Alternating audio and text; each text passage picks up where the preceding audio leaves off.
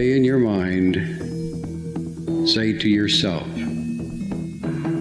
I am more than my physical body.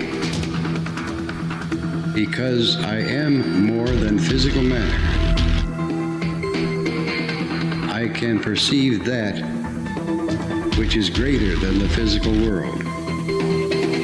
I deeply desire to expand, to experience, to know, to understand, to control, to use such greater energies and energy systems as may be beneficial and constructive to me and to those who follow me. I deeply desire the help and cooperation, the assistance, the understanding of those individuals whose wisdom, development, and experience are equal to or greater than my own. I ask their guidance and protection from any influence or any source that might provide me with less than my stated desires. Do not know all the answers to the questions about reality. Do not claim to know the ultimate truth about life. I seek that which has been made hidden as a part of a family of explorers of consciousness. I am the void one.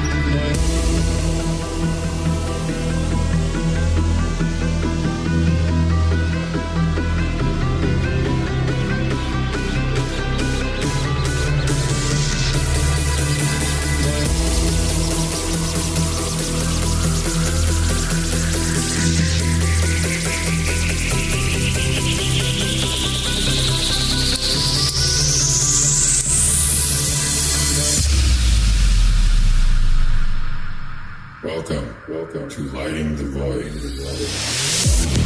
Oh, broadcasting live from a shack on a hill in the Mossy Creek bottoms of Cane Creek, Arkansas. This is Lighting the Void live. Man, I'm just sliding into the studio. What a hell of an experience I just had. Tell you about it in a second. Thanks for joining us live. If you're listening on Fringe FM, TalkStream Live, TuneIn, Live 365, YouTube, all the places wherever you're listening live from. Chat rooms and YouTube tonight. And due to recent events, I believe tonight we will still be doing some Robert Monroe Explorers Project. I almost had an out-of-body experience just a little while ago because here, I'll tell you why. I've been wearing this for 6 hours. I got in another car wreck. Yeah, another car wreck. Wasn't expecting it. Today was a little bit crazy. It's coming back from Benton today.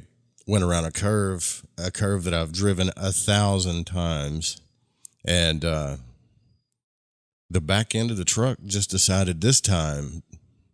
You just never know. Like this time, it wasn't going to stop coming around. So I tried to back steer.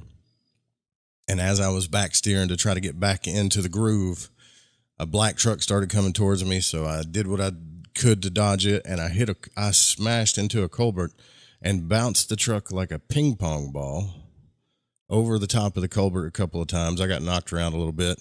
My arm is deformed now. Look at that bruise, baby.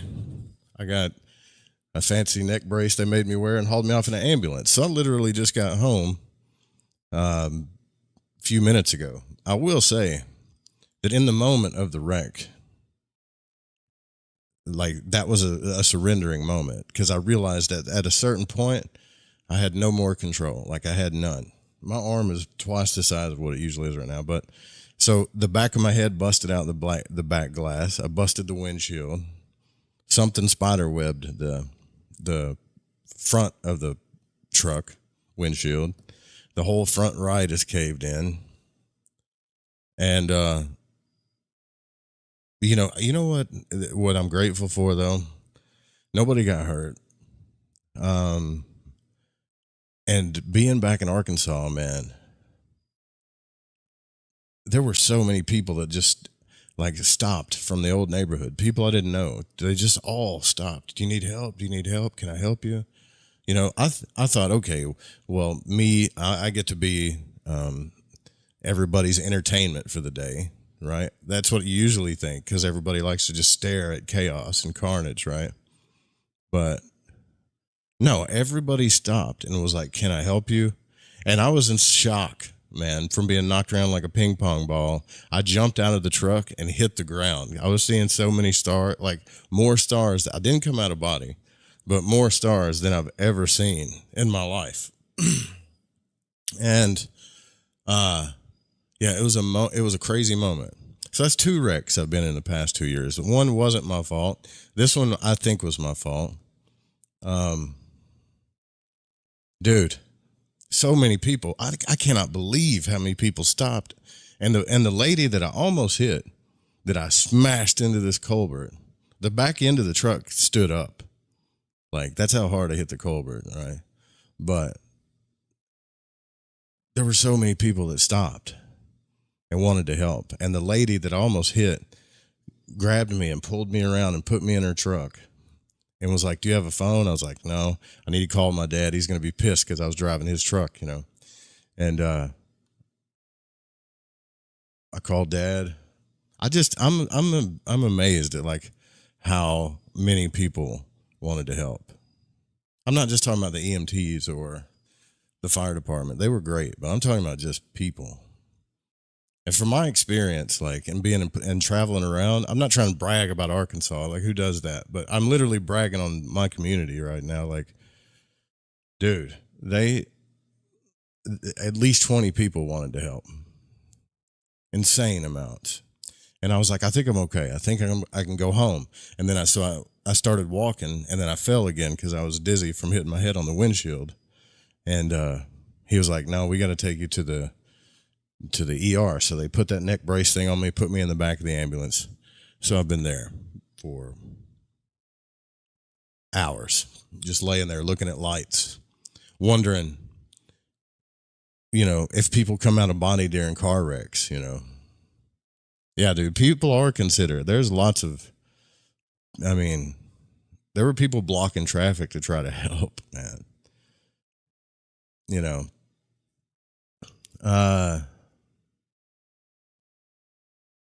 yeah, it's crazy. Anyways, car wrecks will wake you up if you get into, you know, it's not a good thing to like get into them though. Here's another good news is like I lost my ID, right?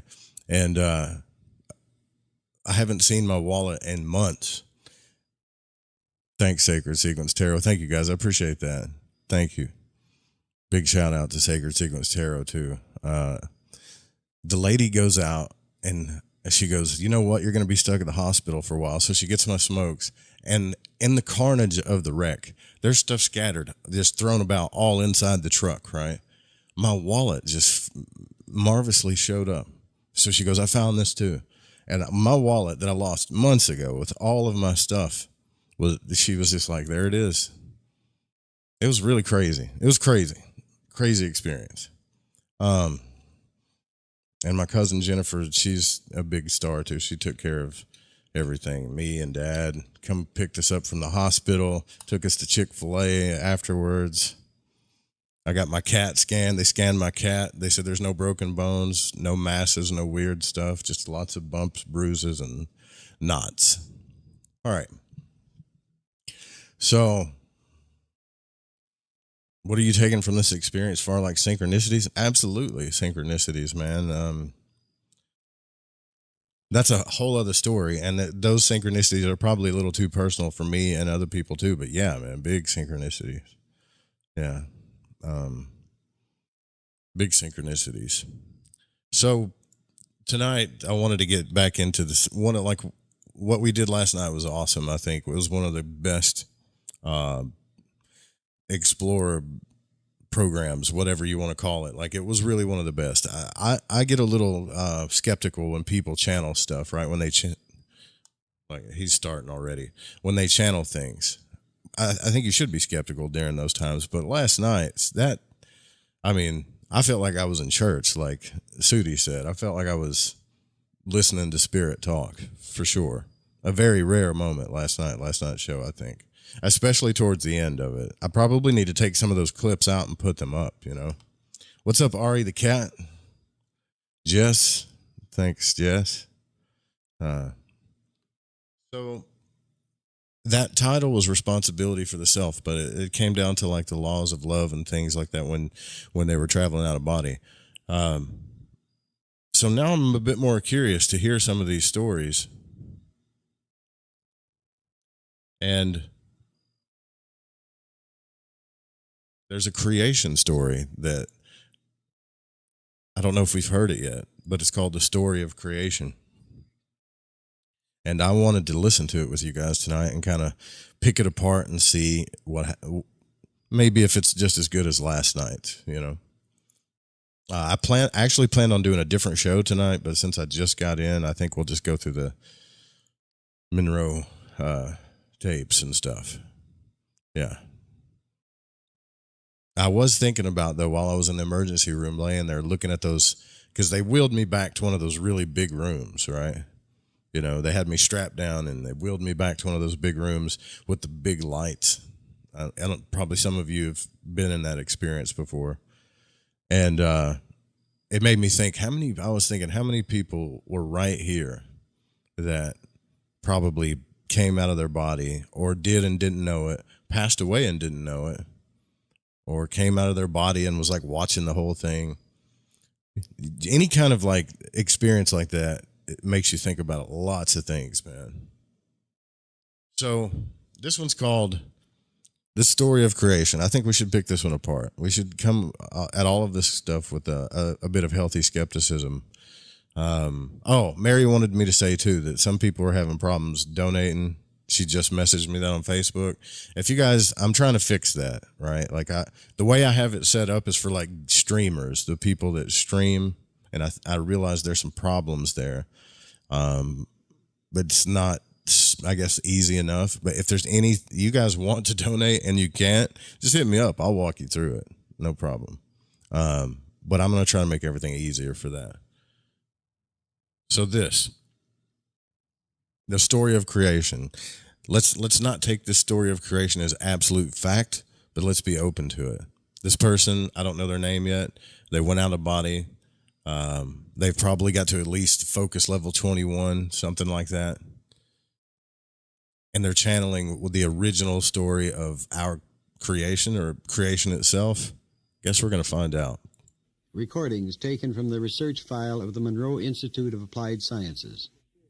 This is one of a series that has been released by the Institute upon the request of many who believe that such information needs to be part of man's general knowledge. Our explorers, as we call them, are individuals who have learned to move into other states of consciousness, utilizing special Institute methods. Thanks, Ari. To do so. Appreciate you, brother. And without the use of drugs or electrical stimulation. Most important, each has learned to communicate and report vocally during such tests.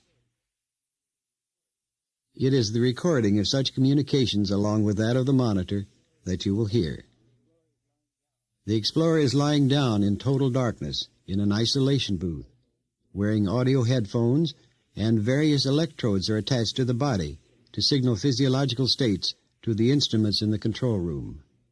A microphone picks up the voice for recording. Hey, listen, I'm still a little banged up too, so like, if we've listened to this one before, just tell me, say, I think we've listened to this one before, we'll go to another one, but I don't think we've listened to this one. In this case, our explorer is ROMC. She has reached a familiar state of awareness where her reporting may or may not be totally her own.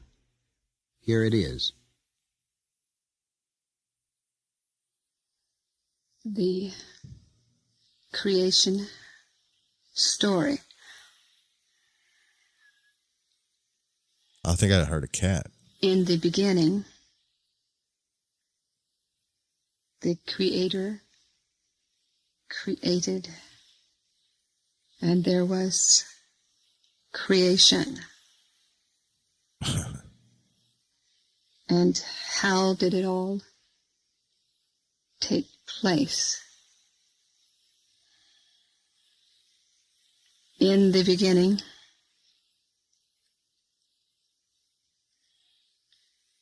God sneezed. God sneezed. And the molecules of the breath of God became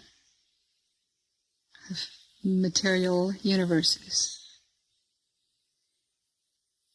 And God breathed a deep sigh. And when God breathed in,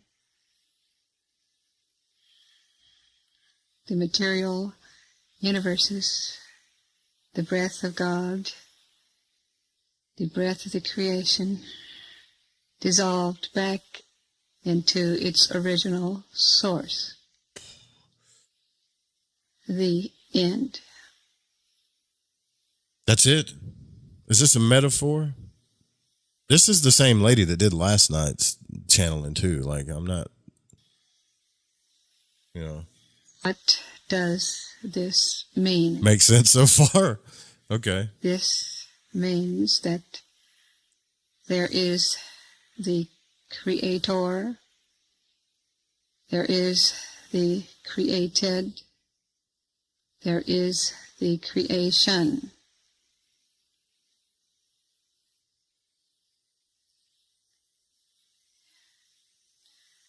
The Creator is the created and the creation. All is one, and one I is think we've all. heard this. I think I've heard this one before. There is no beginning, and there is no end. The created can only perceive the beginning and the end until the created becomes the creator and realizes the nature of its very essence. Can somebody, because what she just said right there, have we heard this one before? Someone that's been listening to these with me? I think we have, man. I think this gets pretty redundant and kind of mundane. Let me just run this down for you, and then we'll skip to another one. So consciousness created aspects of itself. I'm pretty sure we've heard this one before. It was everything. So the only way that it could know anything was create relativity inside of itself, and that's pretty much creation. Because without it, there's nothing to relate to, yada, yada, yada. And all we are is like fragmented parts of creation. I don't think we need to listen to an hour of this again. It just gets weirder and weirder, Joyce says. Yeah. I think we've listened to this one. I don't want to do that to you guys. I'm not doing that. So we've did life as waveforms. What is the important? How about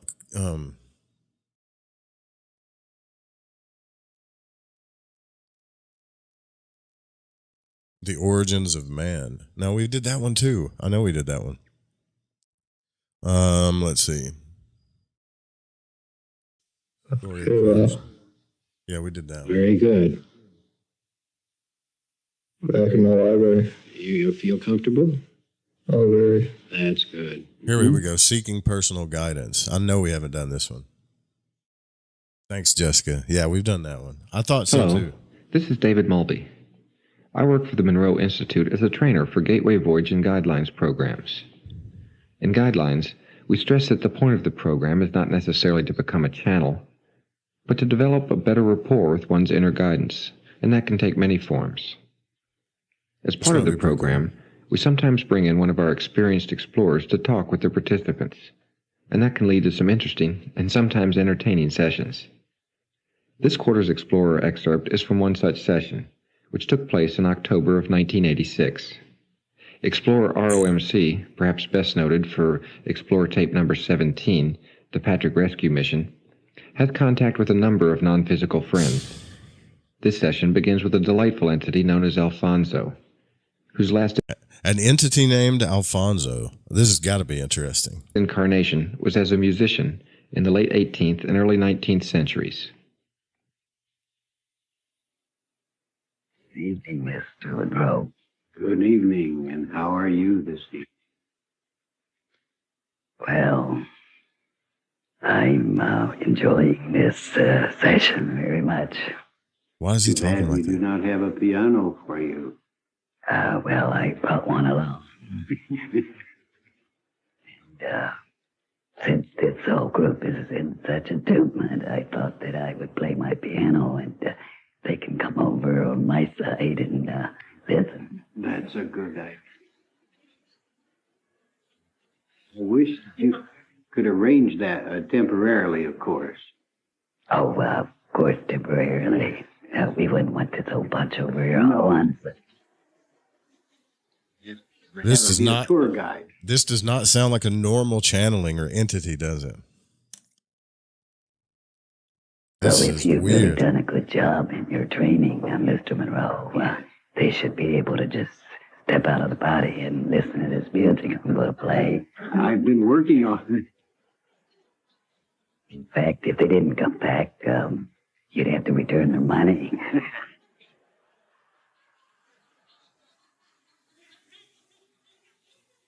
What's that in the background? Got quite a group here. A lot of energy. Yeah. A lot of marvelous energy.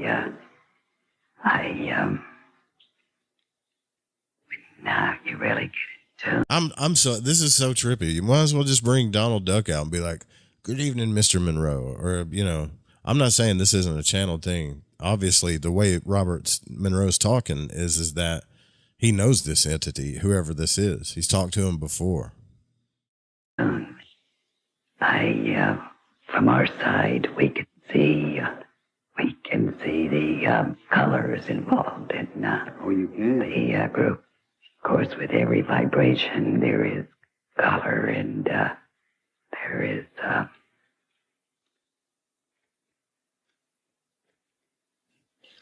melody. Yes. With every entity. Music. Yeah. That's right. Each entity played their own song. That's why Is he gonna start playing music? you're all here is to find the harmony and try to bring your own vibrations into the right attunement. And many of you, of course, on this plane do run into inharmonious situations. To say the least. But part of your purpose for being here is to get into the inner attunement and raise your vibration. And as you know, that is the main purpose for being on the planet Earth. Alfonso goes on to explain his association with ROMC and how seeking one's inner guidance is beneficial for all concerned. All right, so before we get into this, I just want to say my opinion and kind of hear what you guys think about this too, okay? Now, when it comes to listening to your inner guidance, that can come in many forms, right? Like, I think we try to over-identify with what that is. What is my inner guidance, or what is my guide, or the higher being, or whatever? I think we try to simplify it a lot. So, in Hermetic Golden Dawn magic, they call it the Holy Guardian Angel. I believe the Rosicrucians call it the same thing. In the New Age kind of movement, we just call it the higher self. I've heard things be called like oversouls. I've heard all kinds of different names, but my opinion on this is that whatever's guiding you, usually, at least for me, I don't know about you, but it usually is guiding you in all kinds of different ways. Like, it's not one specific kind of like entity, like an angel or whatever. It could just be you in higher form, right?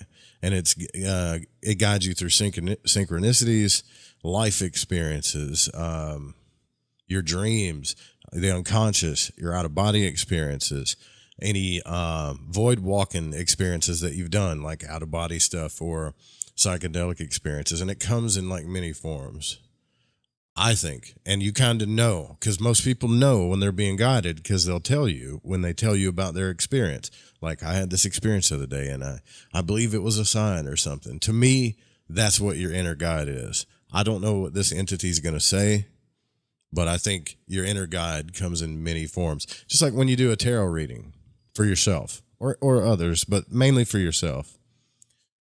You know, if any of you guys do tarot, like, you know, there are just some times that you'll do a reading and you know the presence is there more than others. It's not that it's not there. Your unconscious is acting with the mirror of the tarot all the time. But there are some times when you just know that it's there. And I'm sure some of you guys know what I'm talking about. But I'm curious to how he's going to explain this, though. Like, what is if you're seeking personal guidance in the spiritual world. It's a weird voice. Don't let it creep you out. But it is kind of funny sounding. My association with this entity, it's a very important association. Now, beings who are in the human body are connected into energy systems, and the energy systems are interconnected into other levels. All of you who are in this room and all who are on the earth plane are interconnected in your vibratory level. And at one level, you're all playing the same tune. But each entity has their own special vibration, is connected into other levels beyond themselves. And this is what you're doing when you get in touch and in tune with your own vibration. You get in attunement with your various levels of guidance. I am one of the levels of guidance of this entity, and I did agreement before she came into this plane, because we are on the same earth vibration, and we have worked together in other dimensions, and our agreement was that we would work together in this dimension, and that I would not reincarnate, that we would come and blend the vibrations to help not only to lift vibration, but the vibratory rate of others. So I think what she just said there, because it was cutting in and out, is whoever the person that this entity is being channeled through, she's saying that we would incarnate, we have, or we will, or we have incarnated together. We work together to help other people lift their vibrations or whatever. I mean, look, that could be true. When I did what was it called? The past life regression thing or whatever. When I was under, there was like four different entities or people. I don't want to say entity because that sounds freaky. Like 4 different energies that I was aware of that were one thing, but we all constantly, like, we incarnated together, that kind of thing. It's been so long, I have to go back and listen to it. In the healing dimension. Now let me say, as I'm talking about vibrations, that what is important to remember is that every time your vibration is raised even one level, just a very simple raising of vibrations, it changes the rate of vibration of levels throughout eternity. Therefore, it is very important for you to be aware that as you grow, as you get in touch and in attunement with your inner levels, you are raising the consciousness not only of yourself, but of all dimensions. And this is very important because all who are here with a great desire to grow into attunement. And they leave this session as each have gotten into the level of attunement. There will be changes taking place through many dimensions. Well, I sure thank you for coming and being with us. You're such a warm and enjoyable person to be with. Well, we both appreciate your compliments tonight. Has anybody else heard this? I know some of you have been listening to the Monroe stuff, but has anybody else heard this one? What's up, Grant? Has anybody heard this entity? This is the first time I'm hearing it, I think. Yeah, it's spread yourself, Mr. Monroe. Very appreciate you inviting me. There are quite a few others that are here. I promise you the next time I will have a piano for you. You didn't like my piano? Well, I wanted them to hear it, don't you see? Oh, they all heard it. Well, they don't remember it's a problem. Well, you'll have to ask them. I'm going to come in and play tonight while they're all asleep, and I'll wake them up. There, good. I hope you do that. What time do you want them to wake up? Should we surprise them? Yeah, surprise them. We'll surprise them. Do a nice series of arpeggios, and then some high strikes up in the upper range, that'll do it. Nice high octave. Is this Marge? Full octave. That's who it sounds like. Marge Simpson, isn't it? That's a good one. That's funny. I want to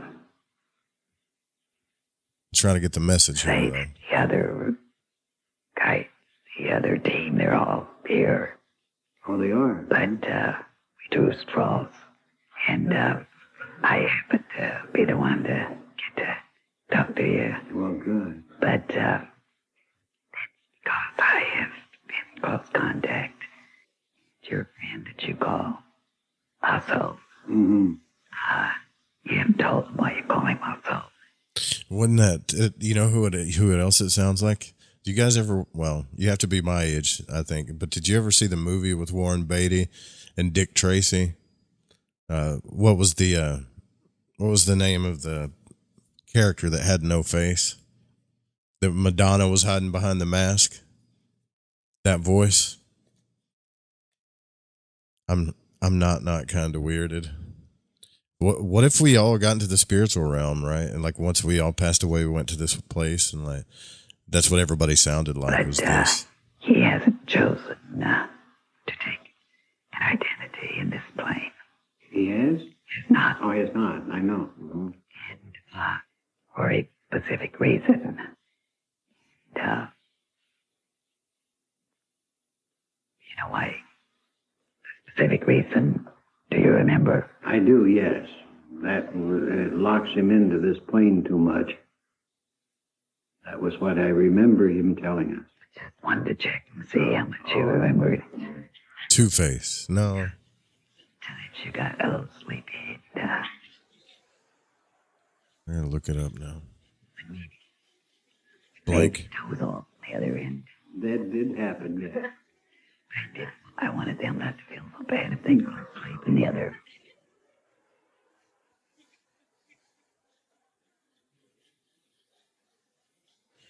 It happens to the best of us, doesn't it? The worst of us. And yes.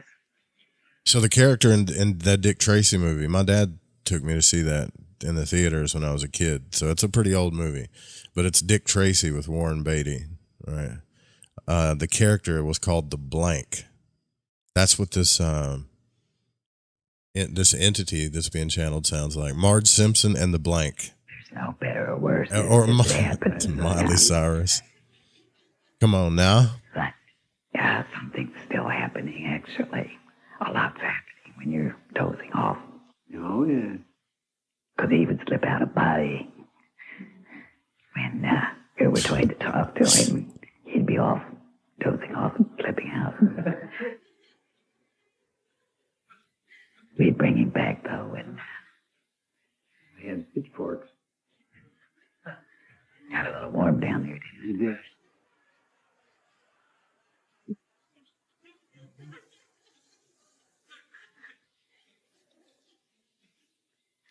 Well, See, they enjoy you as much as I do. well, we do enjoy life, all dimensions, quite a sense of humor on both sides. No. So this isn't a caller. This is for people that are just tuning in. This is an explorer. I forget, Alfonso, is that the person's name? At the Monroe Institute. So this is a lady that's laid there and already went through Focus 110, 21, and so on. And the information that she's getting is this entity, Alfonso or something. I think that's his name. And this is what he sounds like. I'd be interested to hear what the lady sounds like that's actually channeling this thing. I wonder. I'm curious. But we can get serious, too. Yeah, let's get serious. It's been a privilege being invited here. And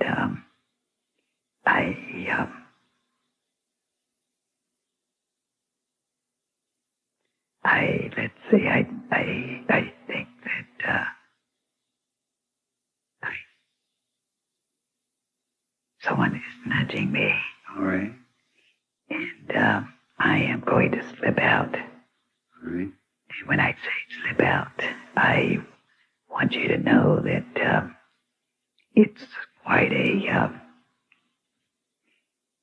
sense of working through an energy field. And I'm stepping out, and I have one of my friends here is going to come in and talk to the group a little bit about the energy field and how they work through them. All right. Good. Alfonso went on to say that since he was more closely connected with ROMC, he had cleared the energy body for the next source. It took some moments for the transition. We would like to speak to you. This is the same person. This is trippy, man. Same human, I guess. Different entity? With regards to the energy system. We have worked with this particular system here this evening in shifting the vibrations, and with regards to questions that have taken place here, and with regards to questions that are in your own minds, we want to clarify some energy questions as to what happens when you tune yourselves up and turn yourselves over to levels of guidance. It is first very, very important for you to be centered in your own system, to be centered in body, mind, and spirit, to have the light around you in your own mind, whether you do this consciously or unconsciously. And as you go into yourself and ask for guidance, dear friends, it is very important always to center yourself in the light. The light, dear friends, is that symbol in your dimension and in ours that represents that center of oneness, that center of beingness, that center of consciousness the All One, the light that is that which you are, and the light which is that which is your protection. And why, dear friends, do we say protection? We say that when in your dimension, when you are not centered, your energies are all interrelated because you are an energy system in and of itself. Amen to that. All that is life is an energy system that is working on a rate of vibration. Are you guys still into that don't go into the light thing? Look, come on now. What does your heart tell you? What does your heart tell you about what you're supposed to do when you pass away, besides what we on this earth that have no idea what's really going on despite what we've channeled? I don't know, man. I'm going to the light. I think we did a survey about that. Don't worry, Joyce. You'll be all right. And in the earth dimension, which is a much slower vibration, what happens is that when you are not centered, when you turn your energy system around, and what happens when you turn your energy system around, when we say that, that means that you are asking specifically for higher energies to interpenetrate, to bring the levels of guidance. And therefore, when you turn your energies around, that means that just with the thought of asking for guidance, you are opening up a level of vibration from another dimension. Therefore, if you are not centered, if your energy system in any way is interpenetrated with any kind of a blockage, that when you turn your system around asking for levels of guidance, what would happen if you are not centered in the light is that the energies that are directly connected to the earth dimension could interpenetrate. And that is what we say happens when those who play with energies, and you have those on the earth plane who do this as a game, and you hear of those, the term possession, which is what happens when entities on the earth plane do not know what they are doing, and they are playing, and then you have other entities who are playing, and we're not saying that playing is not what is important, because you all are centered in joy. But it is important when you turn your system around and center in guidance, always to center within your inner self the light. You think of the light, that's how you center. You use affirmations. You use that which is comfortable for you as you center yourself.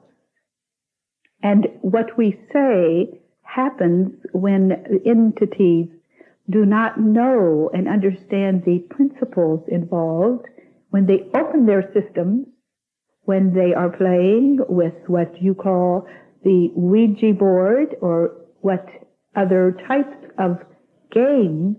What happens is that they turn themselves around in their mind, just the thought that we are open for communication, and there are always levels of communication that is ready to come in. So the very important aspect always in life is to be centered in your own self, continually ask for guidance. This is a process that is a principle in the energy level, that any time you have a thought, help me, give me guidance, this will always take place. But you specifically would ask for the guidance from the light dimension. And this is important because the system works in any dimension just with the thought of opening up. And you can understand then why the levels of, in certain aspects of your dimension, things will happen to people, and then the entities involved could be, as we say, could be in trouble, but what happens is that it is not trouble as much as the universal principle is happening, the opening takes place, and some energy comes in directly from the same dimension on which the vibration is at work. I don't think she's talking about Kundalini, but I'm interested to see where this goes. This is why we say that for the guidance, it is always important to be centered within yourself, in your light essence, to ask for the level of guidance beyond your own vibration to protect and guide you. At this point, flip the cassette over to the other side, and the Explore session will continue. Hey, yo, listen to this, though. I know I told you guys this story about when I was first getting out of body, right? When I was first doing it, and I got stuck in my waist, right? Like, I got to the vibratory state, and I started to peel myself out, and I kind of got stuck. That when I saw those Rorschach figure things, and her talking about the light reminds me of that, because I got really frustrated, almost like I felt like I was trapped in the body. And I said, I demand you to release me by light and life. Those words came out of my mouth. I swear on everything. It was the weirdest experience. Like, it didn't sound like my voice that you're hearing now. It was so deep. It was like, who could I think? Who's got the deepest voice on the planet? It was like that, plus deeper, plus louder, and it reverberated. And as soon as I said that, it felt powerful. And I'm not saying that I had the power like I'm He-Man or something like that. I'm just saying that there's something about the light and life thing. Like, it's either one and the same thing, or just saying those commands in the astral realm. Like, try it if you get out of body. Whoever's getting out, Grant, Matt was in here the other night. Try it saying that. Like, demand something by light and life. And if another voice comes out of you when you say it, I want to know that. Because that was trippy. I could feel it vibrating when I was saying it. You know? I know we all want to feel like we got superpowers and stuff. I don't think it was another entity. I just think it was a higher state of consciousness, you know, that came from some other place. But like I said, after that, what was weird about that was after that is that I didn't get out. It was almost like the fact that I was saying that, it freaked out whatever those blurry things were that were hovering above me. Like, as soon as I said that, they were like, and just pushed me back in. And the feeling that I got, if I can only describe it as like a feeling, the feeling that I got from those things was, no, don't say that. Almost like if I kept going with that, my soul would leave my body and I would go to the light or whatever, or something.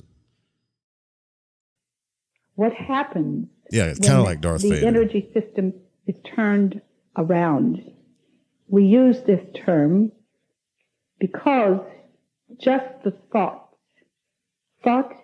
at all levels is the cause. That is the pure energy that produces the effect. Therefore, your thought, all of you are here with the direct thought of receiving guidance.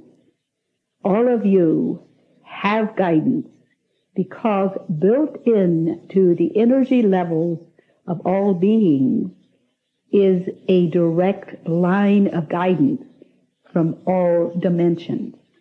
And the thought, I want guidance, I want direction, that sets up the process that begins to open your inner energy levels, and the various types and dimensions of guidance comes to you.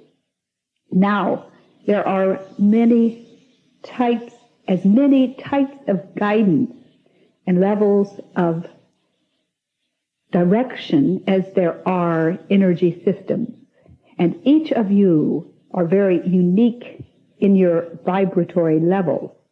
So therefore, it's very important for you, as you open yourselves to guidance, you center yourselves in the light, you have the affirmation that helps to protect you, to keep you into the higher level of guidance. By centering yourselves, you are asking for the level beyond yourselves in a higher vibration to come through you. And what you are doing after you have centered yourselves and the process, the thought, I want guidance, means that you are open then for the level of guidance which is in attunement with your own purpose for being in this plane. You then get into the attunement of the guidance that is very much associated with your own particular energy system. Therefore, it is important for all of you to drop any expectations of the type of guidance specifically that you expect, because what can happen That's is a good that point. if you have an expectation, which is a thought form, this is at the causal level, that thought form can block the pure level of the type of guidance that is coming through you. Now, let us say that your existence on the plane in which you are is a level of guidance in and of itself, because everything that takes place in and around you at all times is the manifestation of that which is in you, the manifestation of your thought. And therefore, as you look at everything that is happening to you, number one, you are receiving direct guidance every second of your existence on the earth plane, because what happens to you is the manifestation of what you are doing. You are being guided by your own energy system, your own thought process, because the level outside of yourself is the second level. It's the condition of what is within you. And therefore, it is important as you seek guidance to be aware of exactly what you are creating in the earth dimension by looking at all that you are. And therefore, from this reflection, you receive the guidance as to what is taking place that you do not want to have in your own inner world. And if that which you see you do not like, you want to change, you always can say, if you do not know how to change it, and each day as you see the manifestation of what you are taking place around you, and you do not know how to change it, you can ask always for help. And you will receive guidance. It will come in many ways. It will come perhaps in a disguise of another being who immediately comes at some level and does what you need to have, you need to receive. And the guidance can come through the energies of another being on your plane. Also, you will receive guidance in your dream state. That is the time when your energies are in reversed. Your energy system has reversed. As we say, you have turned the energy system around. And at that state, when you are in the dream state, there are many levels of energy that have interpenetrated, and you move into another dimension just by the fact of going into the dream state. And at that level, you receive dimensions of guidance. Did you hear what she just said? So she said, you'll go into other dimensions. Like if you go into other dimensions if you're in the dream state. When was the last time I heard that? Oh, it was Deadpool and Wolverine. That's what it was.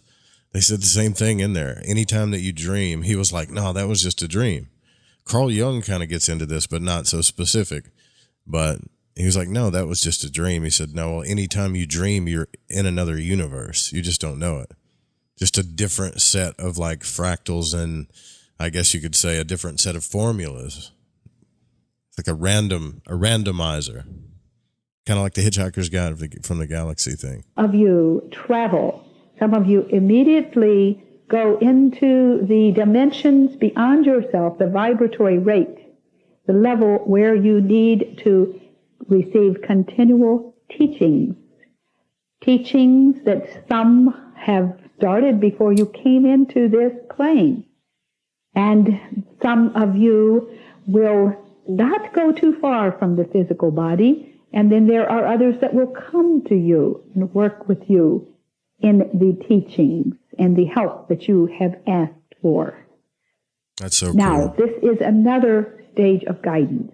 The first, as we said, is the direct guidance in your plane. The other state is the turning around of your energy system in the sleep state.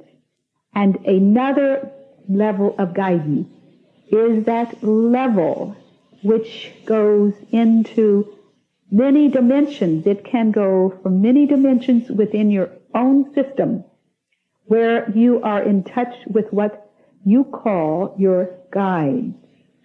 Now, what is a guide? A guide is exactly what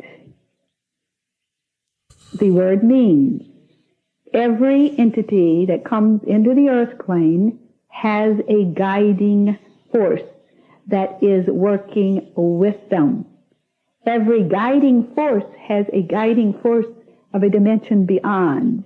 Every guiding force has a guiding force of a dimension beyond. And this goes to many, many levels. So you can see that when you receive guidance, you have guide after guide after guide after guide that is working with you through the levels of attunement. And this is a part of the natural state of your energy system, the built-in guidance. All of you are perfect. We are perfect in spirit. And the purpose for which we exist in the various levels of vibration is to come into that attunement with our perfection, which is that which is the God essence, the level of timelessness, which is a part of all of us, part of our being. And what happens when you begin to get in touch with your guidance, you begin to change vibration. The guidance is helping you to raise the level of your vibration. There is no place to go. There is only one level. And the level to which we are all being directed, is to change to the vibration of perfection. Therefore, those of you who live on the earth plane, you perceive time and you perceive space. But in reality, there is no time, there is no space. Everything exists on levels of vibration. And as the vibration changes, your perception changes. And that which you are, you begin to get more in touch with your perfection, your light essence, your God essence. And that, dear friends, is why you are all here. You avidly seek the guidance. Interesting stuff, man. We got to take the Fringe FM break. Could be, sounds true. We'll break for the radio station here with us on Lighting the Void Live. It is September the 4th. I believe it's Wednesday. I didn't hit my head too bad to not know what day it is, right? Yeah, it's Wednesday the 4th. We are listening to the Explorers program, Explorer 32, Seeking Personal Guidance, having a discussion about it. Grant still gets out. We're still getting out of body here. We'll be right back.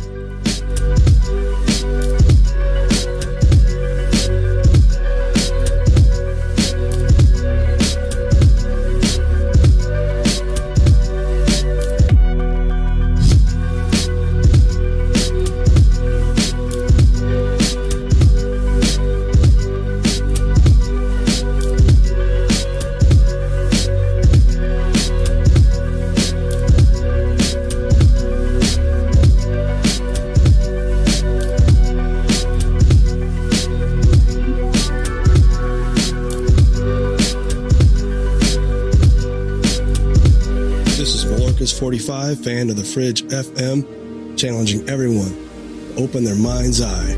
Listen to Lighting the Void with Joe Roop to gain precision for your third eye vision. Hey, this is country music singer and void walker Jason Benoit, and when I need my fix on the world of magic and the capabilities of the human consciousness, I listen to Joe Roop right here on Lighting the Void Radio. So, you love talk radio? Then you'll love TalkStreamLive.com. TalkStream Live is always on, 24/7 with the best streaming talk shows. Find your favorite talkers and discover some new ones. It's free, readily available online or on mobile with any smartphone or tablet. Finding your favorite talk shows all in one place has gotten a whole lot easier. Just go to TalkStreamLive.com. Be sure to download the free apps from Google Play or the iTunes App Store. Norman T. Balone, assistant janitor. Yeah? I am here to inform you that everyone in this unbelievably large advertising agency has been fired. Oh, no. Except for you. Really? Which means, Mr. Balone, you're now president of this entire unbelievably large advertising agency. Gee, I don't know much about advertising. Apparently neither did anyone else around here. See, I spend most of my time mopping floors and listening to the radio. Radio? Now, there's an efficient and economical way to advertise. Really? Well, sure. Radio costs a fraction of TV. Ooh. And radio targets specific customers. I love radio. So you'll accept the job. Boy, it's a big responsibility. Make up your mind, Balone. This is the chance of a lifetime. All right, I'll do it. Splendid. In 3 hours, you will address the stockholders at our annual meeting. Oh, what'll I say? You'll explain why this company lost $17 billion last year. Can I change my mind? I don't really believe Radio. Red hot because it works. For all the facts, call this station or the Radio Advertising Bureau. Have you ever wondered, what do the stars say for me? Or, will the next month or the next year be more favorable? How about, are our two signs compatible? Each month, at the new moon, you can ask these questions live with me, your astrologer psychic, Mary DeCina, along with host of Lighting the Void, Joe Root. Join us at the new moon for Cosmic Conditions. We look forward to working with your energy. Every new moon at 7 p.m. Pacific, 10 p.m. Eastern, right here on Fringe FM. I'm 54, so basically, it's too late to start saving for retirement, right? Not right. Starting to save, even in your 50s, can really make a difference. Well, right now, saving seems hard to wrap my head around. Plus, with the way this year's been going... Hey, listen, it's okay. You still got this. Just go to aceyourretirement.org. It's an online tool from AARP that can help you get your retirement savings on track no matter your age. It's free and only takes about 3 minutes. I like 3 minutes. Yeah, at aceyourretirement.org, you'll chat with Avo, the friendly digital retirement coach. Just answer a few questions and you'll get a personalized plan and tips to help boost your retirement savings. Tips that are easy to understand and tailored to your lifestyle. I like that too. Plus, it's sponsored by AARP, so you know they got your back. Just head to aceyourretirement.org and make your plan to start saving for retirement. Thanks. That's aceyourretirement.org. A message from AARP and the Ad Council.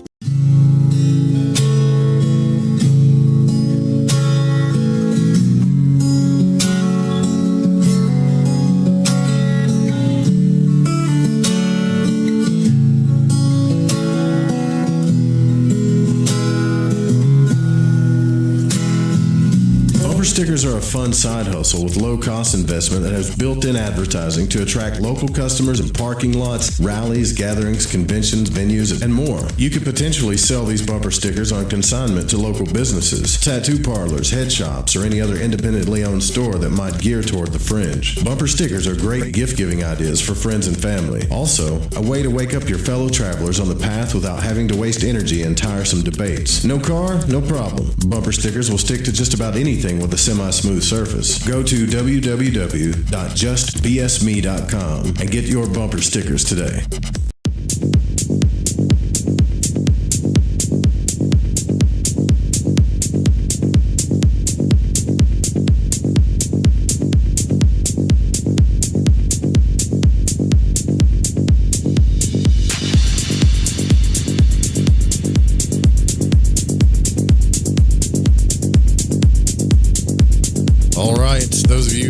Listening live on fringe.fm or TalkStream Live. Yes, we are back on TalkStream Live. It's a great app. Make sure that you download the TalkStream Live app. But you can also download the TuneIn app or Live 365 app if you listen to the radio station or the audio show every night, right? And yeah. Keeping it alive, man. We've been doing this nightly radio broadcast since 2015, and it amazes me a lot of all the people that are still here, some of the people that have come and gone, all of the cool, just the cool people that we've met along the way, and still years and years later of doing this broadcast, we just started kind of going on YouTube, which has been kind of fun. It's creative and fun. But years later, I'm still finding, you would think that would just run out of information. Like, okay, we talked about it, right? But nope. Stuff gets, like Joy said, things just get weirder and weirder, and we keep finding more and more info as we dig into this. We could probably talk about the out-of-body experience for the next 20 years, I'm thinking, All right, so let's get back into this. And as you open, as you have reversed your energies by the thought, I desire guidance, the thought that I cannot do it myself, I need help. And that thought is very important. Another thought that is very important is the thought of appreciation and thankfulness for the guidance that you receive. So before you leave, or each day, as you open your eyes to ask for the guidance in any way, the unseen guidance, center yourself in the light and attune yourself to receive guidance from the many dimensions of your being, and always have a thought of thankfulness for that which you are and that which you receive. Because there is only a oneness in the universe. We say, as we speak in terms of guidance and guidance, that each of you may receive your guidance in a very variation of ways. Some are more oriented to the audio, where you will hear. If your energy system is more in, your brain system works more from the audio reception, you will hear guidance. You will hear and not necessarily see. And that guidance is as profound and important as the guidance where you will see your guide. So have your inner ears open always to hear the words that come. It can be heard in an audible tone. It can be heard in your soul essence. It's a knowing and a hearing. So keep your inner ear open, because there are some who receive guidance in that form. There are some who have direct sight that you will see your guidance, and that there are some who will just have a conversation with the guidance at some level. If your eyes are closed and you see the face before you, ask that it speak to you, and you can receive guidance in that way. There are some, as this entity is, where the guidance can come through and speak not only to this energy system, but to other energy systems, because the guidance that one receives is specifically for that entity. However, as was said, when that entity changes and the vibrations are lifted, every entity, every last form of life within all levels is changed as your growth takes place in this dimension. Therefore, there are some who see, some who hear, and there are some who merely sense. It is very important to know, dear friends, that not all of you will hear or see, because some of you are on a vibration of sensing. You sense information. You can sense a presence. And therefore, when you begin to get in touch with the fine attunement and sense the presence, you sense the information, you can sense in the level of a knowing and know what it is that you are to do. Therefore, it is important to be in touch with that sensing level.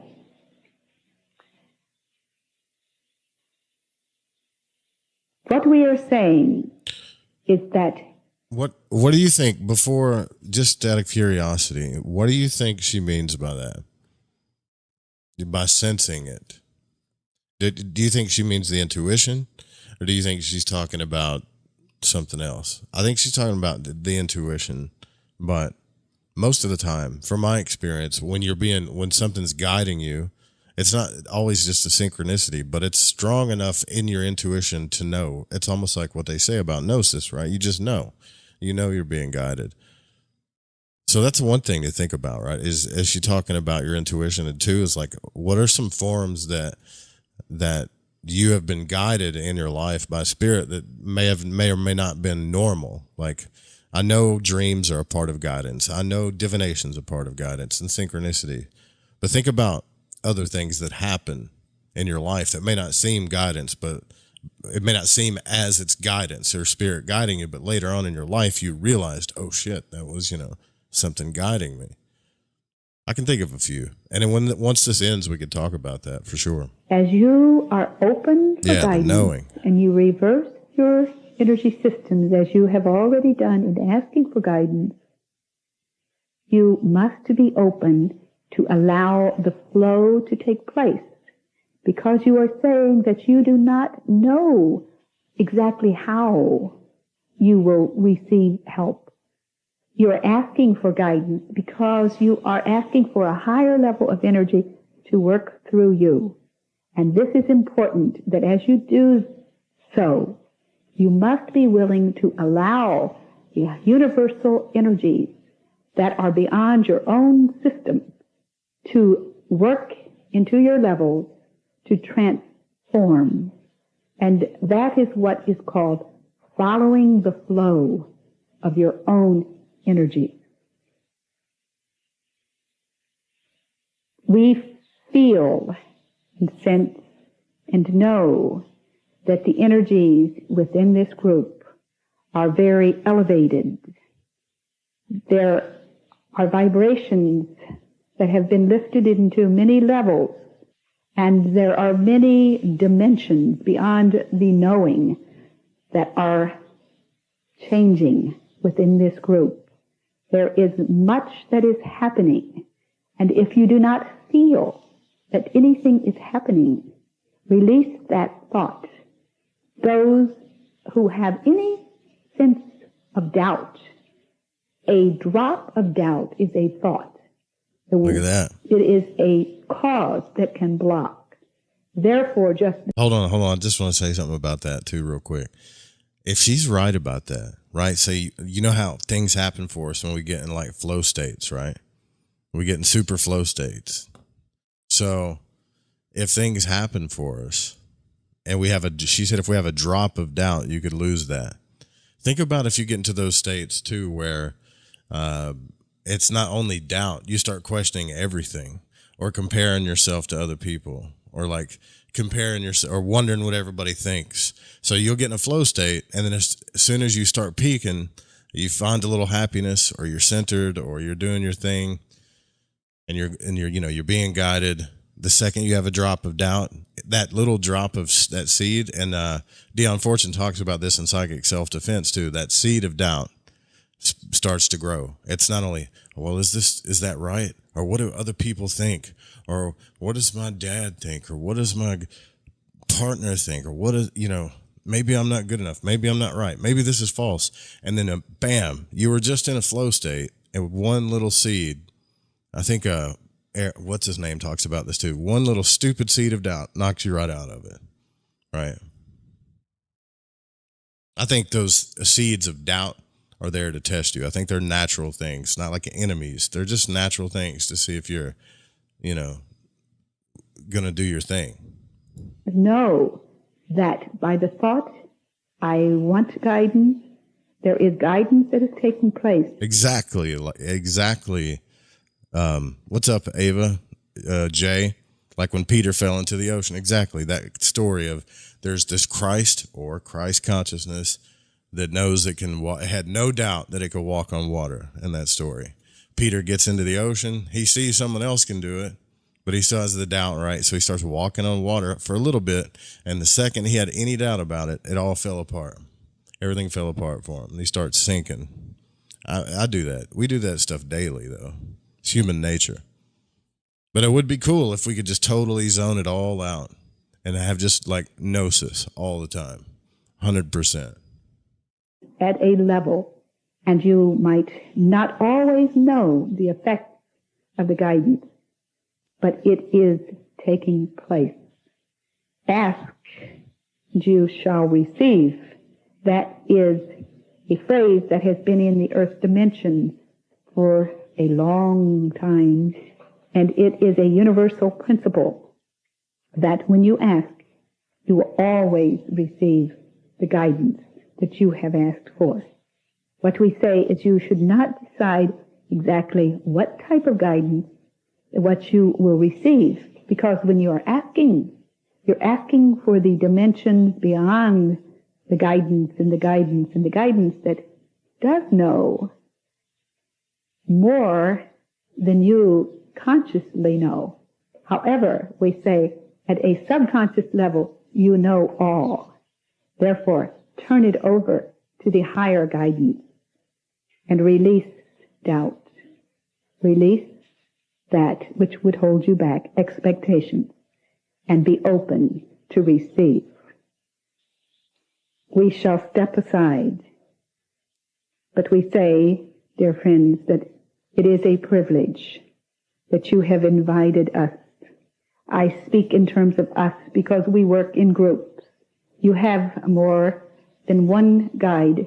There are, for the earth plane, many times when entities have groups that work with them. You might be only aware of one, but there are others with the group that is working with the guide, and the guide, and the guide. So therefore, know, dear friends, that you are never alone. Aloneness, separation, is merely a thought form in the earth plane. A separation is merely a thought. That is not a reality. There is only oneness. You are all one in spirit. You are interconnected into that very center of beingness and timelessness. And we say that you, as you are in touch with the level of oneness. And you know that you are not alone. Thank you. That's so weird how it went from that Alfonso guy to this new lady speaking about how to listen to your guides or whatever. And by the way, thank you guys so much for reaching out. I'm getting all kinds of messages about I'm glad you're okay, all this stuff. Car wrecks are nasty. Yeah. It was crazy. I'm exhausted from it. Like just the adrenaline and the shock of the wreck and the hospital stuff. And I'm ready to go to bed. I texted Juan before the broadcast. I was like, hey man, because he texted me and I texted him and I got in and he goes, dude, take the night off. And I thought about it, but I was like, nah, we gotta keep this thing pumping. And lots of people, I just feel extremely grateful that I'm okay and everybody's okay, because lots of people have it worse every day, Okay, so that was Explorer, but what I'm trying to say is thank you for people sending me messages. I don't know if you want me to tell your names or not, because you're sending me like personal messages, but they mean the world. Thank you.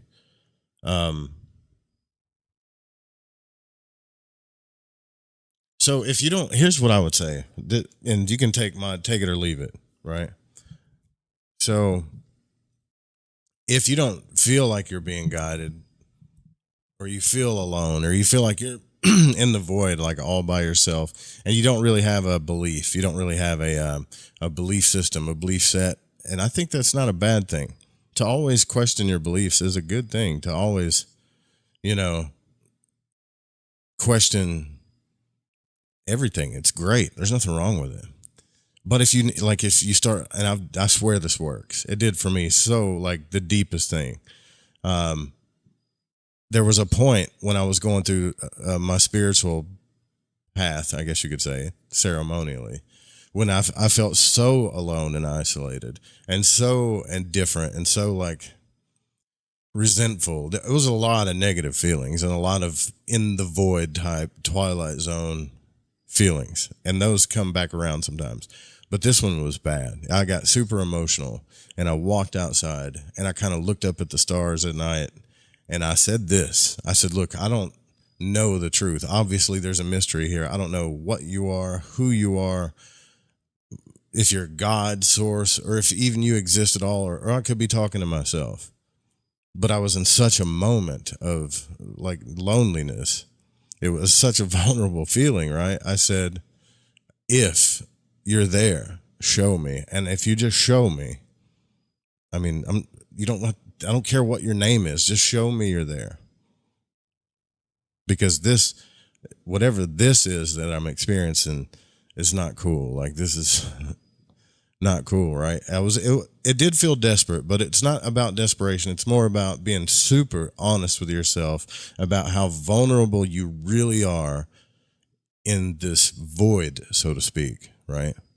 Not trying to pretend like you got it under control or you're the man or you're the woman or whatever. That's cool too. Confidence is great, but I'm only talking to people that feel like they're in the void, right?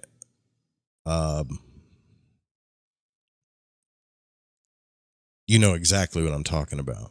And everything that you believe in, there's a doubt about it, right? Whether it's Christianity, a religion, spirituality, New Age, ceremonial stuff, Gnostic stuff, everything, there's always, no matter how good something sounds or sounds true, there's always a little question in everything, right? Like that one thing doesn't make sense. So I don't know if it's real. So that's kind of where I was. Like, not there, all of the good stuff that I learned in truth made sense, but there was always something about that one thing in that story that just didn't add up. So it couldn't be true. And in desperation, right, in a vulnerable state, that's exactly what I did. That's how one of the biggest transitions, you know, our journeys kind of go in waves, but one of the biggest uprides of that wave at the bottom of it, I was in the most vulnerable position I've ever been in as a dude, a human, and was just like, I have no idea what you are, who you are. And in fact, the more I pretend to speak my truth to whatever you are, thinking I know stuff, the less I actually get the truth. It's almost like I'm not going to get the truth about this until I stop speaking my truth. I was bawling, you know, like crying. And I said, just almost like begging, like, just show me that you're real, beyond the shadow of a doubt. I don't mean come down and like make yourself manifest like an alien, but something that's enough that I know that you're there. And if you just show me that, I will follow wherever you go. And dude, everything, and I mean everything from that moment started to change in my life. On the inside, especially, that's where it matters, because the outside mirrors everything. But it's almost like I had to see it in the mirror to take it back to me. And things, I mean, one, like compound interest, things started happening one after the other. It was almost like the guidance system was saying, oh, you want to test me? You really want to see if I'm real? Watch this. But I swear it has to come from a place of like every part of your being needs to want this. It's kind of like love, right? That's a word that gets tossed around. But if you actually love something, you know the difference, right? Well, in this place of needing guidance where I was at, I think we ask for it all the time because we just have problems or we don't understand something, you know. But this was a place where every part of my being, all elements, air, earth, fire, water, Joe the man, Joe the child, Joe the baby, you know, Joe the whatever, like every part of me was just done with all of this other stuff. And I just needed to see something in the metaphysical, right?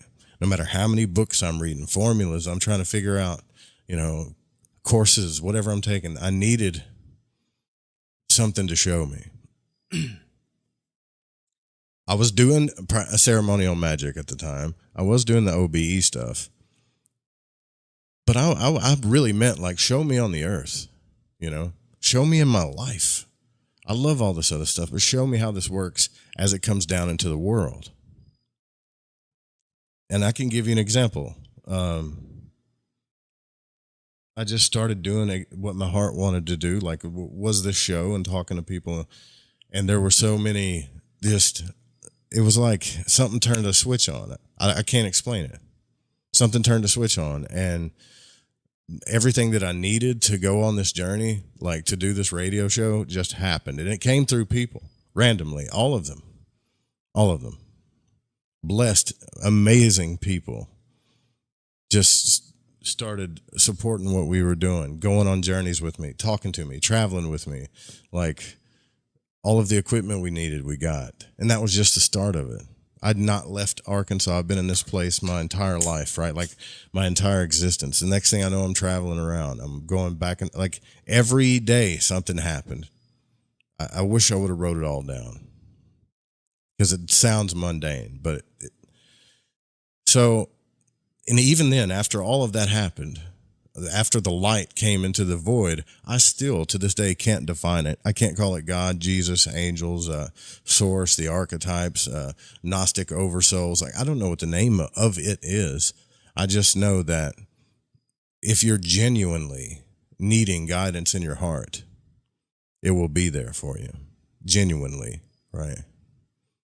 And humbling. How do you say it? What am I trying to say? Like, where you start to realize just how small you are in this universe and that you need help. A little bit of metaphysical help, just a little bit, you know. There was no name for it. There's no sigil for it. It was just a desperate plea of a cry, you know. The only thing, and I'm not trying to get religious at all, okay, but at all, because I'm not religious. But the only thing that I could relate it to would be that, like, that story of, I know a lot of Bible stuff because my dad raised me in it, but that story of, like, when Christ said, there's two people that ask for forgiveness for sins. Now, I wasn't asking forgiveness for sins, but it was the same feeling, right? There's a person that says, you know, thank God I'm not like that sinner over there. Forgive me of my sins. Or they pray in the streets and they do all this other stuff, right? And he said, there's another man who goes up, you know, upon a mountain, beats upon his chest and says, God, help me, you know, forgive me, I'm a sinner. Like, just falls upon it, right? And it's not like you're worshiping something. It's a surrendering. It's not like you're idealizing a cult or anything. You're just surrendering to whatever's out there that you cannot see, whatever's in the void, and asking it to show you something, right?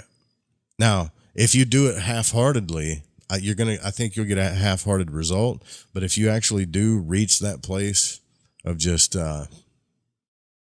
you know, take the wheel kind of thing, right? I think Mary talks about this all the time too, but it will do it. And it'll go, it'll do it, but then it'll go away when that seed of doubt happens too. Once you start doubting things and others. It's kind of crazy how all this stuff goes back to Tiferet and the Christ story too, right? Because as you start to authenticate and follow this guide, not only will seeds of doubt start trying to plant themselves in your mind garden, but some of the people that are closest to you will start trying to cast doubts upon you. And yes, they're still closest to you. They're not your toxic enemies or anything like that. That's just how this stuff works.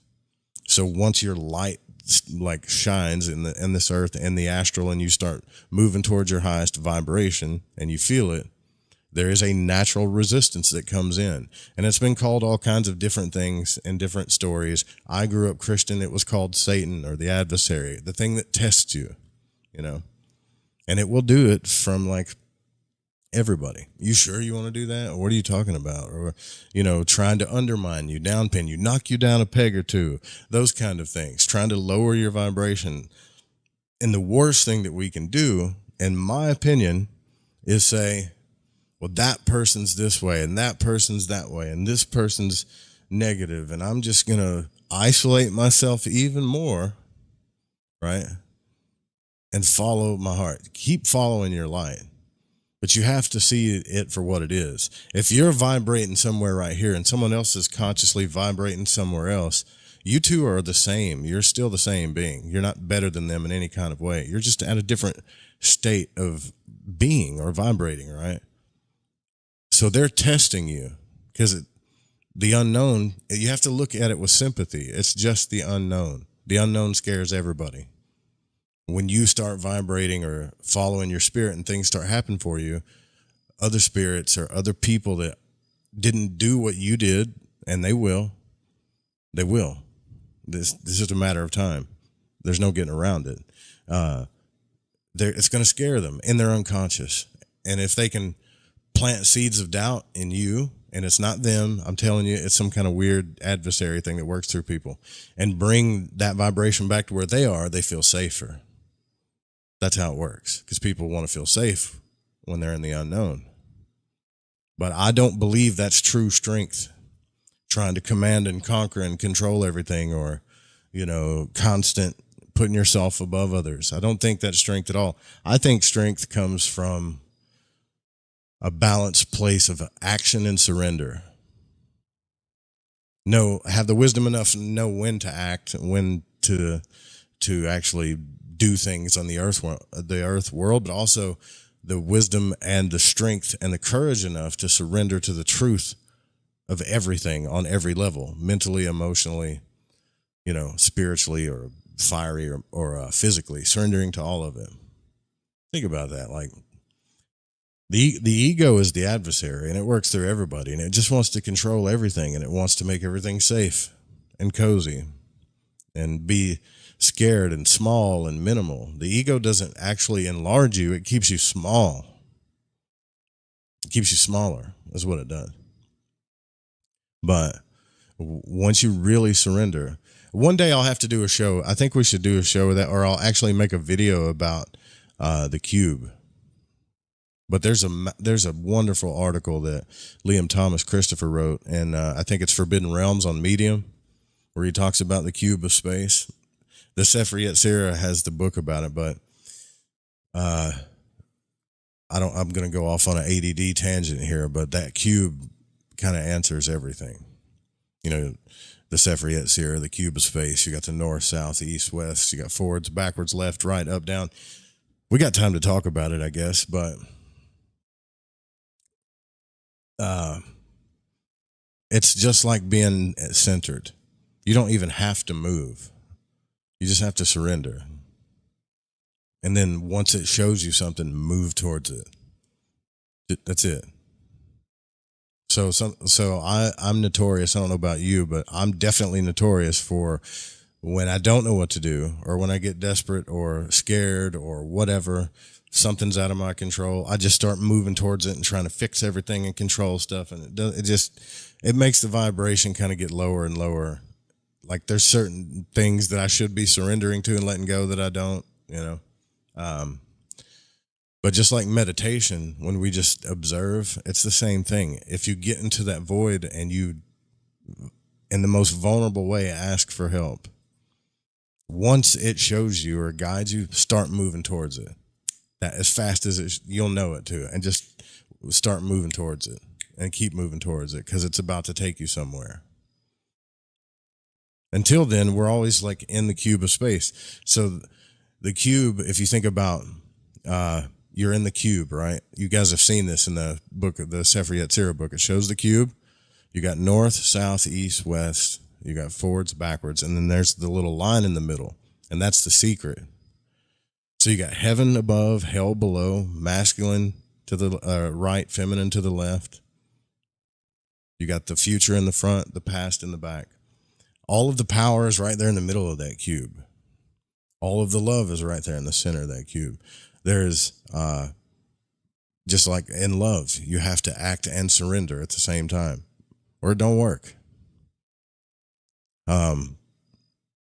So this dance, this is something cool Liam said the other night too. I forget which video I was listening to. It was perfect.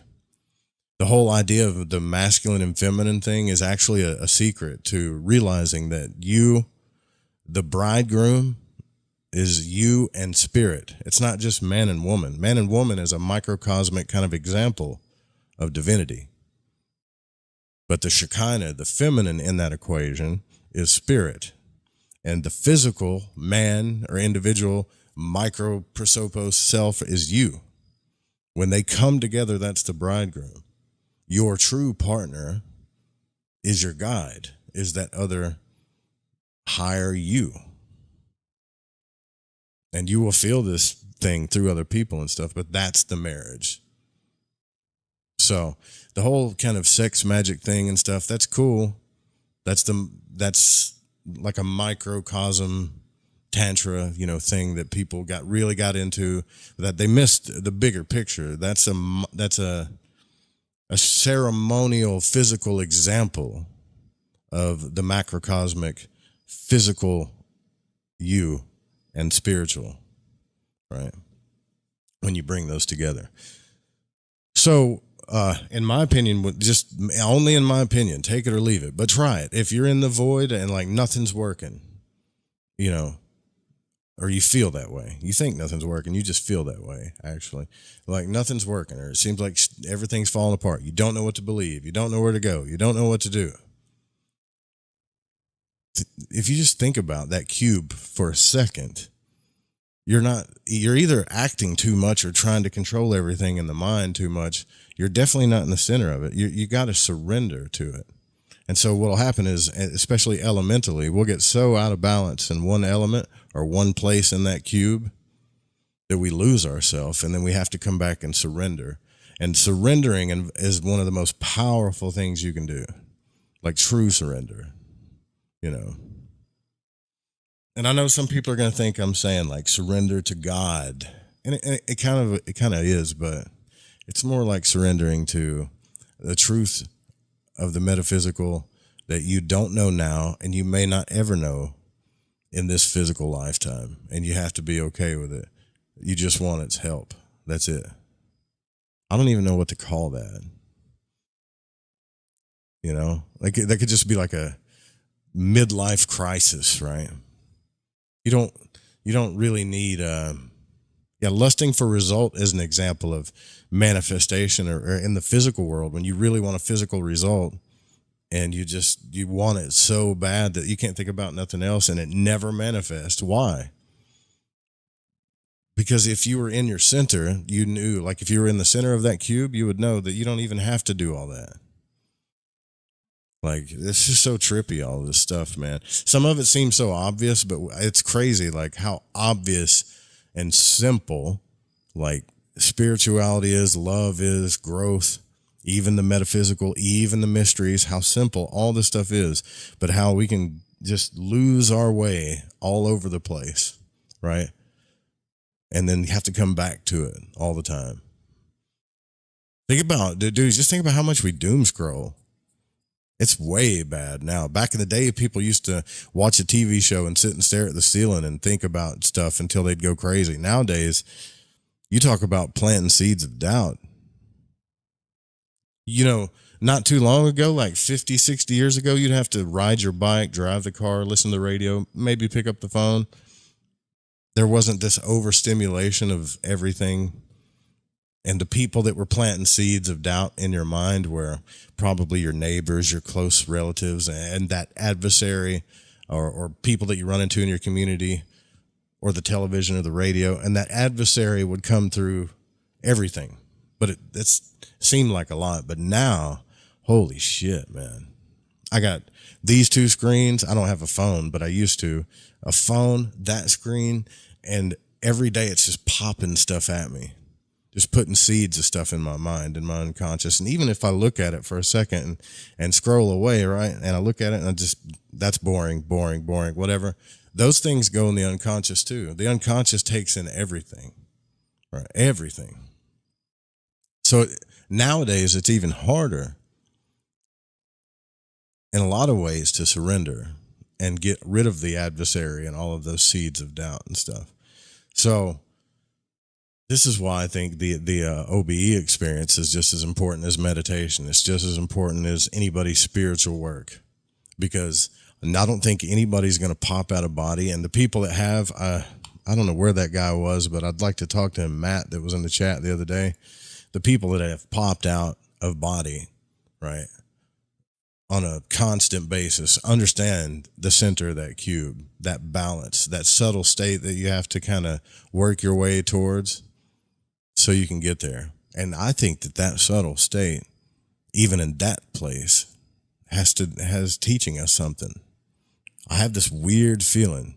Well, it's teaching us to remember who we are, but I have this weird feeling that in order for us to get out of these cycles that we're in, like I think most of us want to be in these cycles, we're just in denial about it because we love life and light. But to really be out of these cycles and be in like another higher kind of realm, we have to master that kind of love center thing, you know. That's a long rant about thinking about all that, getting back in that center, but I banged my head on the windshield, so never seen that many stars. Listen, I got to tell you, that wreck today, that was the most stars I ever saw in my life. And I've been hit by some hard shit. All right, so we got 10:15. We didn't start. Did we start late? There's actually an Explorer here on Explorer 19 that says love, fear, and Christ consciousness. I'm just curious to see. I don't know if we've heard this one or not. Now another Explorer tape taken from it's material only obtained 20 from minutes. researches It's really into short. consciousness here at the Institute. We are making our statement somewhat differently this time because what we have for you is different. We have taken information that has come through our Explorer we call MVP, and we have given it another voice and another setting. However, we have left unchanged the words themselves. Without further comment, we would like to share the effect with you. Here it is. Blessed are they who seek me. In seeking me, their long period of forgetfulness is coming to an end, and they are awakening to who they truly are, a living part of me, manifesting light and radiating love. There is much to do. There is much to learn. There is much strength to be gathered. Be aware that all is life. All life is one. You are one within one, and you must feel the constant presence of the one who is. Feel with my feeling. Know with my knowing. Bless all creatures with the love we have shared from the beginning. You have forgotten to look for me, much less to gaze upon my countenance. O ye of little faith, there are countless numbers who live in the expectancy of my coming. In truth, I never left. Let him who hath ears to hear, let him hear. Now. You seek me amidst your blindness. You look upon me without recognition. You touch my hand and know not whom you have touched. You proclaim my name and my teachings as it suits you and the occasion. You were taught years ago to search the Scripture and learn of me. You are also told that in the reading of the Scriptures you must go deep. So before people start freaking out, oh, it's religious stuff. What if, I'm just saying, what if this consciousness kind of had to use religion and the Christ experience and that whole story that rolled its way out to evolve us to a certain place, right? So seeking me doesn't necessarily always have to mean what other people say. I think we're at a different level of understanding this now, but I want to hear what the entity has to say about love, fear, and Christ consciousness, though. In the depths you will find your draught of fishes. Awaken. Behold the reality of my being that is among you. I am the earthquake, wind, and fire. I am the still small voice piercing the thunderous tumult. I am the peace beyond all understanding.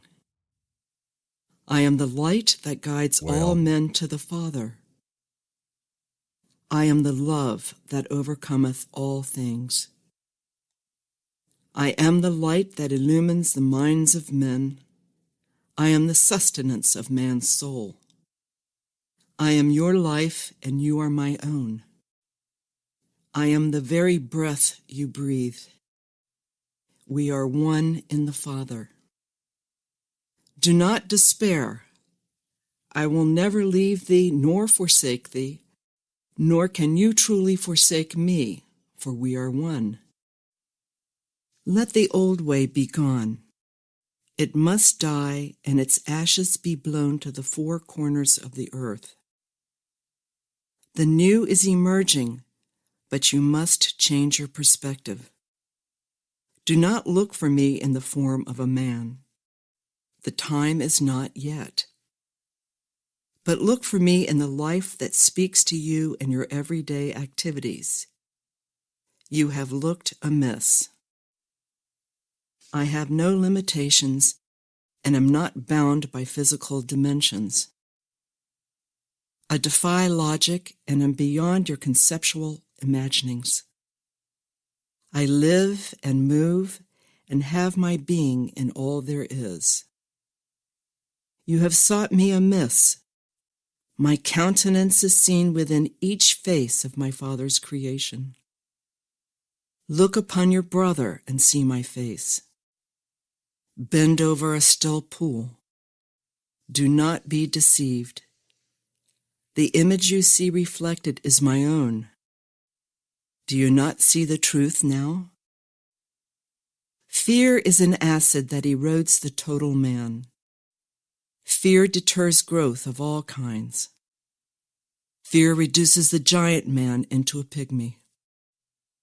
Fear clouds reason and darkens the soul. Fear has no power to protect itself, but invites the enemy, one's own perverse thoughts. Fear is a parasite. It grows stronger feeding upon the energy of its host. Fear engenders fear and becomes the cause of many illnesses. Fear is of this world, but has no place in the higher reality. Fear thoughts are not to be trusted, for they are already distortions of the truth. Live in the realization of us, the light. We dispel all darkness, even the shadowy places. Man does not walk alone. His self-made fear convinces him that he is a solitary creature. This is true only if he wills it so. You suffer unnecessarily, for we surround you and uphold you. Listen. Your instructions are ever present, only awaiting your receptivity. Fear clogs the channels. Fear is a form of self-preoccupation and limits you to your lower self.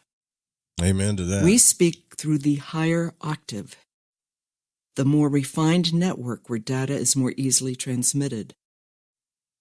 Only the strong will survive, and you are being prepared. Call upon us believing. Do you not understand why the word believing was and is used in connection with prayer? To believe emits a strong type of vibration that literally rearranges the atoms and the thought universe, converting it to greater forms of energy that is directed toward and becomes its own fulfillment. Believing is an emotion, an energy, a trusting and an acceptance. Ask and ye shall receive, believing. Seek and ye shall find, expecting. Knock and it shall be opened unto you. Believe, expect, and act upon your belief. Give thanks in all things. Look for us amidst your joys and your pains, your fears and your triumphs. We are where you are, where life is.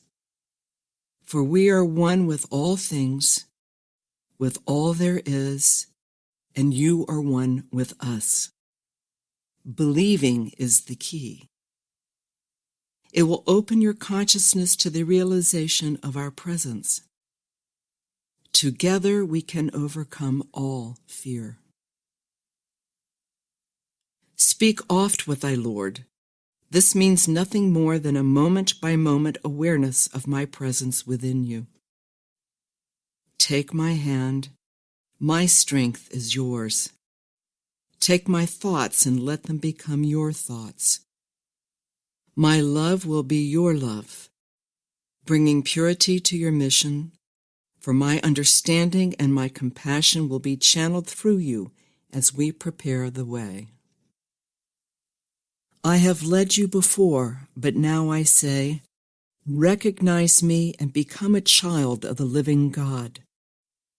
Man has been blind long enough. The new day is upon you. The scales will fall from your eyes. You will recognize me more and more as you move through your days, beholding those about you with new vision and understanding as to who they truly are, as well as the mission of mind they are trying to accomplish to the best of their abilities. Once you begin to perceive me as the real essence of life within those whom you encounter along the way, you will then understand the emergence of the new heaven and the new earth. It is upon you. Awaken. Ye who truly seek me shall surely find me. Go in peace. Learn of me. Take within your hand a leaf, a stone, a drop of water, and know that nothing exists that does not contain me. Have you not known that I am eternal life, and therefore to recognize neither the past, present, nor future? Only the now that is. Live in the now with me. You must live daily in a state of receptivity, your awareness sharpened that you may hear my voice. Listen for me and then listen to me, for I am there. My light rests upon you. Reflect it to your fellow man in my behalf. Perceive me in the sea of moments through which you move through all the days.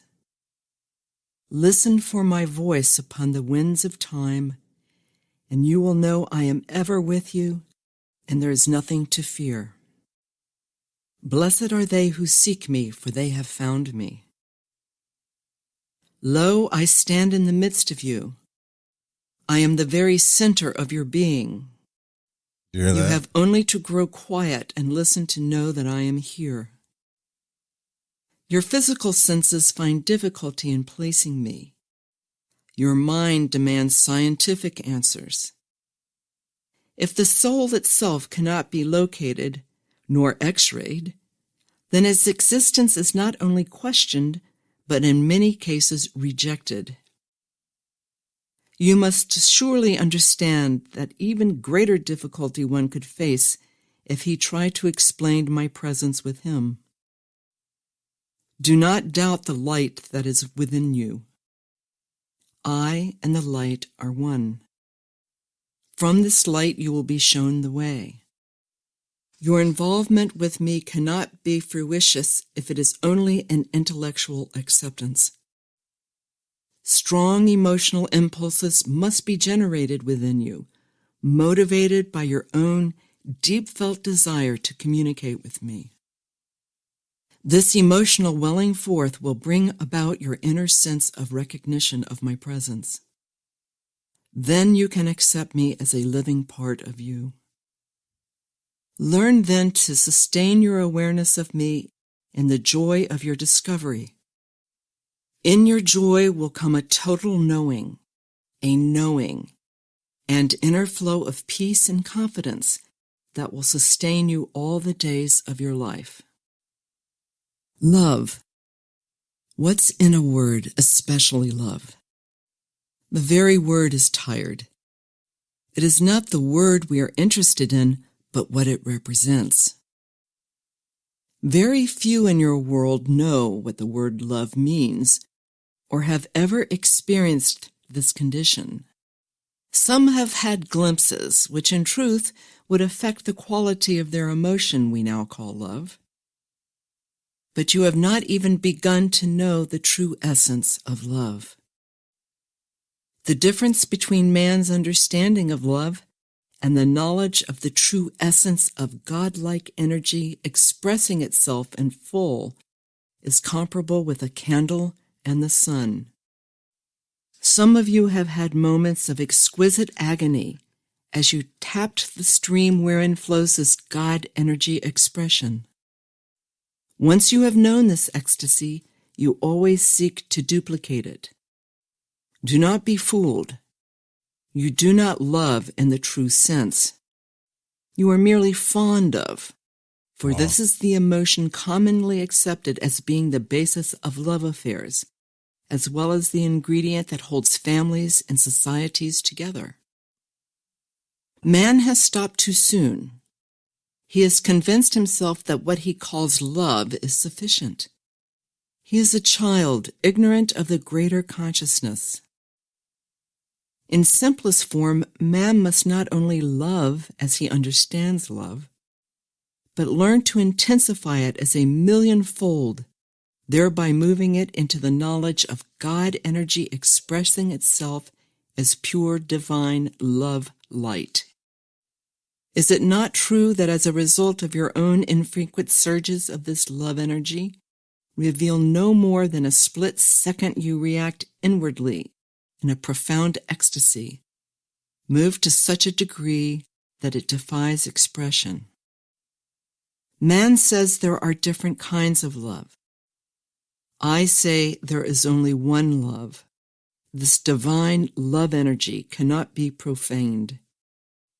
You ask why man has missed his mark and failed so miserably in not only his understanding, but in his use of this condition of being in the love state. So far in man's evolution, he has grown complacent with what he feels is a workable solution in developing part of his nature, to love as a balance for all of his negative characteristics. At least man has made a step in the right direction, but he is a mere babe at the crawling stage in his capacity to truly love. The babe who crawls does not know what it is to walk, much less to run or to fly. Man does not know his potential to love. Until man opens himself to the absolute sweeping power of dynamic God energy, compassionate, health-giving, understanding, and tolerant in every way, he will remain in his illusion that he is a practitioner of the thing he calls love. This God energy expressing itself in the very essence of the new heaven and the new earth and one's eligibility is based upon his perception of, use of, and attunement to this rarefied energy. The glimpses you may have had are only reminders, for you know already it is a matter of raising your consciousness and learning to sustain that state. If you will hold longer and longer periods in this glorified state, you will find your little self melting away and a sense of true sonship coming upon you. You can only express love in its truest sense by becoming love. The old pattern must be broken. You must die to your lesser self, that you may reach out and accept your true identity as a living expression of the love of God. Prepare yourselves to move away from the old and become the new love. I stand in the light as you stand in the light, but you do not know of your light. I am here to show you that your light and my light are one and the same. Once you recognize this divine light to be a part of all that is, will you then begin to understand your own relationship to life, to your Creator, and thereby to your own sonship eternal. I neither slumber nor sleep, and you must learn that your soul neither slumbers nor sleeps. Once you realize this, you are aware of your spiritual vitality and wakefulness to your higher consciousness. In so knowing, you will understand that I am truly closer than your hands and your feet. In this knowing, in this knowledge, we are one. Live in truth. Be truth. Live in beauty. Become an artist in living. Live in me and let me express you. I reside in all space and no space, all time and no time. Once you turn and become a part of my reality, all power is restored unto you. This is the power that makes you one with all things. This is the power that will set you free. My children, abide in me. So that's that person that There you have channeled. it. Messages.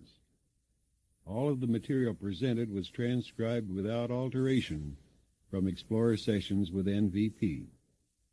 We would like to hear your response to this presentation.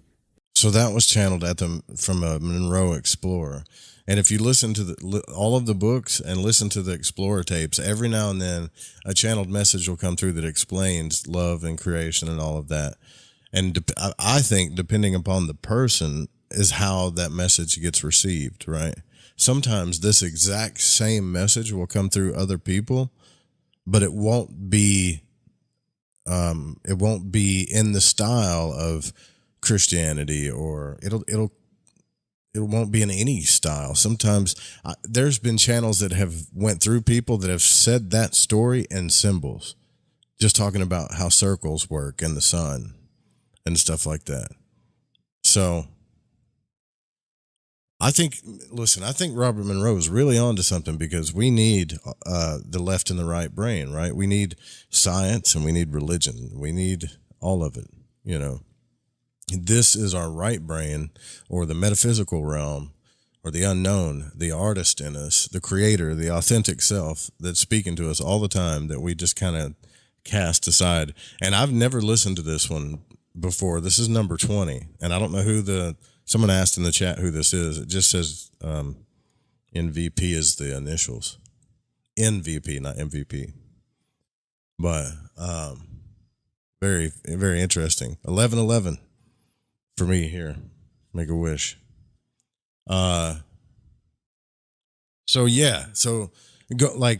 walking into the void and going through all of this so-called crap and all this hard stuff or whatever in life is actually, it's an alchemical thing. It's like it's trying to change you into who you really are, like, so that you remember who you really are. And I like how the entity said the true power is belief. Like, it's not in an image or an idol or a religion.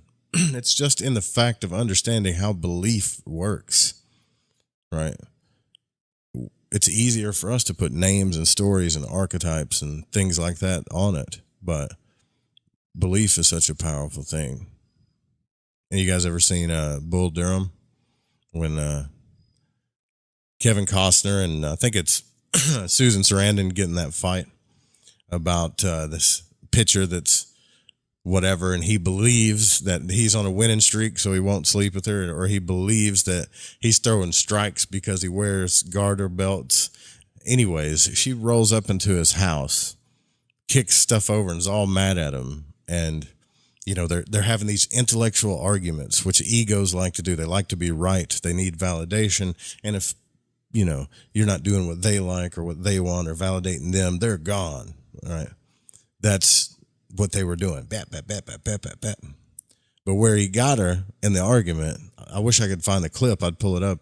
He said, it doesn't matter what you believe in. He said, if you believe that you're on a winning streak because you're celibate, or you're wearing garters on your legs or whatever, or you're not wearing your shower shoes correctly or whatever, if you truly believe it, that's why it's happening, you know? And he said, and you should know that. And there's nothing that you could say past that. That's something that I really want to explore, and this like out of body stuff, this out of body state, like the nature of love, the nature of belief, and the nature of the ghost. Right. Anyways, I hope everybody's getting OBEs. I'll be in the after show chat for a little bit. I'm probably not going to stay up too late because I'm tired. I got knocked around. A lot of people are worried, but I'll be okay. I'll just be sore. Don't worry about it. Like, I've been knocked around plenty of times in my life. It's all right. I'll just be sore. But hey, I'll be in the after show chat for all of the supporters and people in the Discord. And if you guys want to hang out for a little bit, we'll be back tomorrow night. Keep checking Juan's channel too, and other people that I support channels, some of the people that I hang out with, all the Fringe FM hosts, the Owen Hunt, and yeah, thank you all. Thank you guys for your love, support, and all of that. It's just everything. Thank you. All right. We're going to get out of here. Good show. I had fun tonight. Especially like getting a car wreck, go to the ER, come do a show, and it's just as fun. Like, I love doing this with you guys every night, man. This stuff is, I wish I could do it every single night, practically. If I practically could, I would. It's really amazing. All right, good night, y'all. Sweet dreams.